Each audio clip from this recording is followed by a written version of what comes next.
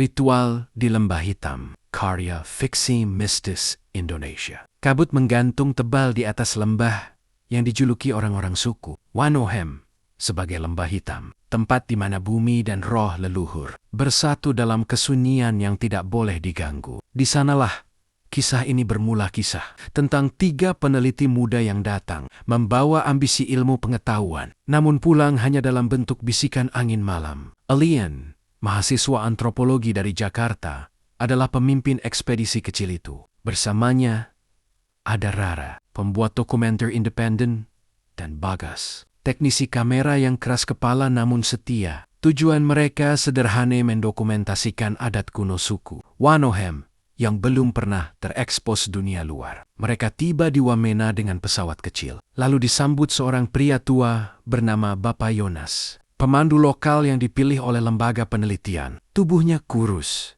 kulitnya gelap legam seperti arang, dan di wajahnya tergurat tato biru tua melingkar dari pipi ke dagu. Bapak Yonas, kalian boleh datang, tapi jangan bertanya soal lembah barat. Di sana, mata leluhur masih terbuka. Alian tersenyum sopan. Ia mengira itu hanya peringatan adat biasa. Tapi sejak perahu kayu, mereka meluncur di sungai kecil menuju pedalaman. Suasana menjadi ganjil. Burung berhenti berkicau. Kabut turun terlalu cepat dan sesekali dari balik pepohonan tinggi tampak totem kayu dengan bentuk wajah manusia yang terbelah 2.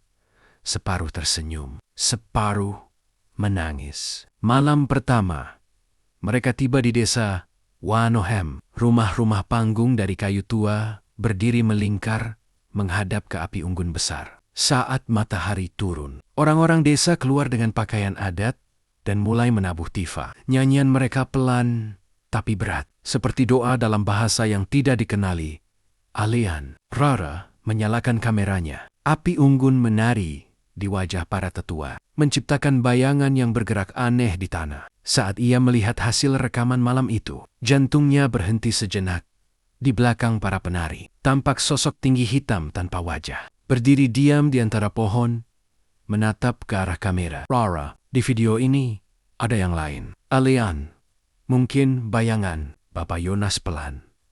Itu bukan bayangan, itu yang menjaga. Keesokan pagi, Bagas hilang. Di dalam tendanya hanya tersisa bercak lumpur dan rotan yang diikat membentuk lingkaran aneh. Penduduk desa tak mau membantu mencari. Mereka hanya berkata, dia sudah dipanggil. Lembah lapar. Alian dan Rara menolak pergi. Mereka menyusuri hutan ke arah barat, mengikuti jejak lumpur yang memudar. Setelah berjam-jam, mereka tiba di sebuah bukit kecil yang diselimuti kabut pekat. Di balik kabut itu berdiri pintu batu dengan ukiran wajah manusia terbelah 2, seperti totem yang mereka lihat di jalan. Begitu mereka masuk, udara berubah dingin. Dari dalam terdengar suara tifa yang berdetak lambat, seperti detak jantung. Bau darah, dupa, dan tanah basah memenuhi gua. Di tengah ruangan ada altar batu hitam dengan tengkorak manusia berjejer rapi di sekelilingnya. Dari kegelapan